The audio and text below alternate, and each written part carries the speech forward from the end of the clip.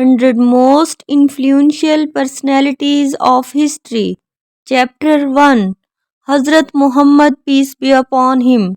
My choice of Muhammad, peace be upon him, to lead the list of the world's most influential person may surprise some readers and may be questioned by others.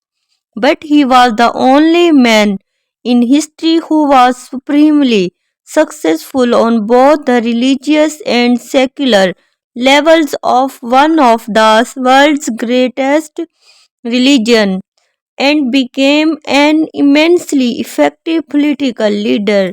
Today, 13 centuries after his death, his influence is still powerful and pervasive.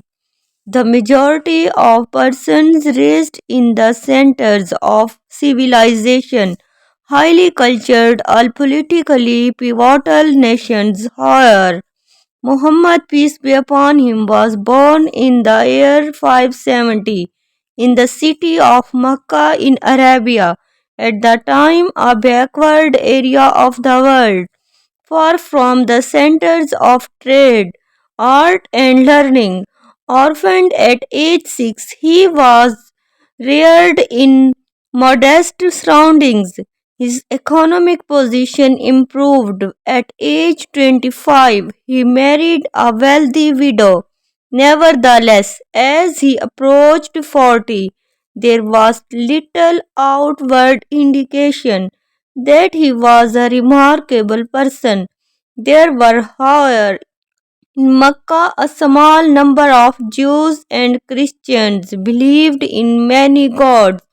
It was from them most probably that Muhammad, peace be upon him, first learned of a single omnipotent God who ruled the entire universe. When he was 40 years old, Muhammad, peace be upon him, became convinced that his one true God, Allah, was speaking to him through the angel Jibrail and chosen him to spread the truth faith.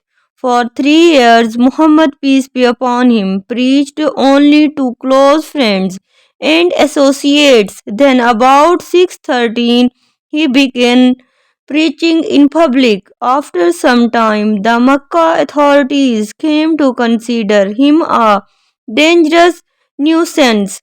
In 622, fearing for his safety, Muhammad, peace be upon him, fled to Medina, where he had been offered a position of considerable political power. The immigration called the Hijrah was the turning point of the Prophet's life in Mecca. He had few followers in Medina, he had many more, and he soon acquired an influence that made him virtually an absolute ruler. During the next few years, while Muhammad, peace be upon him, following grew rapidly, a series of battles were fought between Medina and Mecca. This war ended in 630 with Muhammad's, peace be upon him, triumphed, returned to Mecca as conqueror. The remaining 2.5 years of his life witnessed the rapid conversion of the Arab tribes to the new religion. When Muhammad, peace be upon him, died in 632, he was the effective ruler of all southern Arabia. The Bedouin tribesmen of Arabia had a reputation as fierce warriors, but they had no match for the larger armies of the kingdoms in the settled agricultural areas to the north. However, unified by Muhammad, peace be upon him, for the first time in history, and inspired by their fervent belief in the one true God. To the northeast of Arabia lay the large new Persian Empire of the Sassanids. To the northwest lay the Byzantine or Eastern Roman Empire, centered in Constantinople. Numerically, the Arabs were no match for their opponents on the field of battle, though it was far different, and the inspired Arabs rapidly conquered all the Mesopotamia, Syria, and Palestine. By 642, Egypt had been wrested from the Byzantine Empire, while the Persian army had been crushed at the key battles of Qadsiya in 637 and Nehavend in 642. But even these enormous conquests, which were made under the leadership of Muhammad, peace be upon him, close friends and immediate successors Abu Bakr and Umar ibn al-Khattab didn't mark the end of Arab advance. By 711, the Arab armies had swept completely across North Africa to the Atlantic Ocean. There they turned north and crossing the Strait of Gibraltar, overwhelmed the Visigothic kingdom in Spain. For a while it must have seemed that the Muslims would overwhelm all the Christians Europe. However, in 732 at the famous Battle of Tours, a Muslim army which had advanced into the center of France was at last defeated by the Franks. Nevertheless, in a century of fighting, these Bedouin tribesmen, inspired by the word of the Prophet, had carved out an empire stretching from the borders of India to the Atlantic Ocean, and everywhere that the armies conquered, large scale conversion to the new faith eventually followed. Not all of these conquests proved permanent. The Persians, though they have remained faithful to the religion of the Prophet, peace be upon him, have since regained their independence from the Arabs, and in Spain, more than 7 centuries of warfare finally resulted in the Christians reconquering the entire peninsula. However, Mesopotamia and Egypt, the two cradles of ancient civilization, have remained Arab, as has the entire coast of North Africa.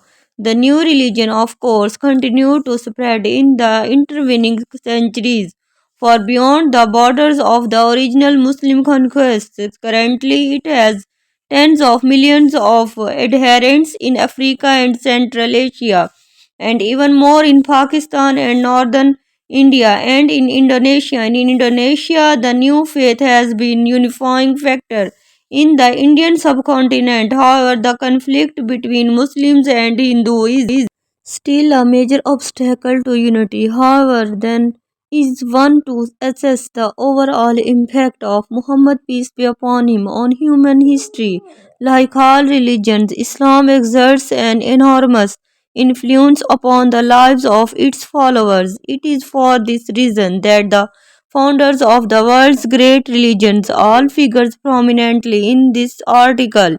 Since there are roughly twice as many Christians as Muslims in the world, it may initially seem strange that Muhammad, peace be upon him, ranked higher than Jesus. There are two principles for that decision. First, Muhammad, peace be upon him, played a far more important role in the development of Islam than Jesus did in the development of Christianity. Although Jesus was responsible for the main ethical and moral precepts of Christianity, it was St. Paul was the main developer of Christian theology. Muhammad, peace be upon him, however, was the responsible for both the theology of Islam and its main ethical and moral principles. In addition, he played the key role in proselytizing the new faith and in establishing the religious practices of Islam. Moreover, he is the author of the Muslim holy book, the Quran, a collection of Muhammad, peace be upon him, statements that he believed that had been divinely inspired. Most of these utterances were copied more or less faithfully during Muhammad, peace be upon him, lifetime, and were collected together in authoritative form not long after his death. The Quran therefore closely represents Muhammad, peace be upon him, ideas and teachings, and to be a considerable extent his exact words, since the Quran is at least as important to Muslims as the Bible is to Christians. The influence of Muhammad, peace be upon him, through the medium of Quran has been enormous. It is probable that the relative influence of Muhammad, peace be upon him, on Islam has been longer than the combined influence of Jesus Christ on the purely religious level, then it seems likely that Muhammad, peace be upon him, has been an influential in human history as Jesus. Furthermore, Muhammad, peace be upon him, was a secular as well as religious leader. In fact, as the driving force behind the Arab conquest, he may well rank as the most influential political leader all the time of many important historical events. One might say that they were inevitable and would have occurred even without the particular political leader who guided them. For example, the South American colonies would probably have won their independence from Spain even if Simon Bolivar had never lived. But this cannot be said of the Arab conquest. Nothing similar and occurred before Muhammad, peace be upon him, and there is no reason to believe that the conquest would have been achieved without him. The only comparable conquests in human history are those of the Mongols in the 13th century, which were primarily due to the influence of Genghis Khan. These conquests, however, though more extensive than those of the Arabs, did not prove permanently, and today the only areas occupied by the Mongols are those that held prior to the time of Genghis Khan, from Iraq to Morocco. This extends a whole chain of Arab nations united not merely by their faith in Islam but also by their Arabic language, history, and culture. The centrality of the Quran in the Muslim religion and the fact that it is written in Arabic have probably prevented in the Arab language from breaking up into mutually unintelligible dialects which might otherwise have occurred in the intervening 13 centuries. Differences and divisions between these Arab states exist, of course, and they are considerable, but the partial disunity should not blind us to the important elements of unity that have continued to exist. For instance, neither Iran nor Indonesia, both oil producing states and both Islamic in religion, joined in the oil embargo of the winter of 973 to 74. It is no coincidence that all the Arab states and only the Arab states participated in the embargo. We see then that the Arab conquests of the 7th century have continued to play an important role in human history down to the present day. It is this unparalleled combination of secular and religious influence which I feel entitles Muhammad, peace be upon him, to be considered the most influential single figure in human history.